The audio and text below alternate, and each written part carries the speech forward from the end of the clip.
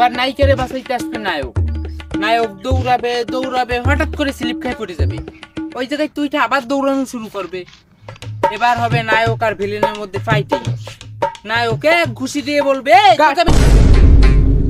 কি হয়েছে বেটা, কত সুন্দর একটা সিনে সালাম কাট করলি কেন? কি সেই সময় তো হাবিজাবি করে যাচ্ছিস পাগলের মতো? আরে বেটা হাবি যাবি না, আমি একটা মুভি নিয়ে ভাবতেছি। আগে একটা মুভি বানাইছি, সেটা তো ফ্লপ খেয়ে গেল। তা আগের মুভিটা ফ্লপ খেলো কেমনে? আরে সবই ঠিক ছিল, লাস্টে যাই এআই তে ধরা পড়ছি। এআই তে ধরা পড়ছিস মানে তো বুঝলাম না। আরে আমি ভিডিওটা করছি, করা শেষ, জোড়াইছি, জোড়ানো শেষ। এবারটা আমি এআই এর কাছে দিছি একটু ময় মশলা লাগাই দিতে, এই হালার ফালা ডিলিট করে দিছি। এটা কিভাবে হইলো? আরে আমি ভিডিওটা এআই এর কাছে দিয়া আমি লিখবো এই ভিডিওটা এডিট করে দেন, আমি লিখছি এই ভিডিওটা ডিলিট করে দেন।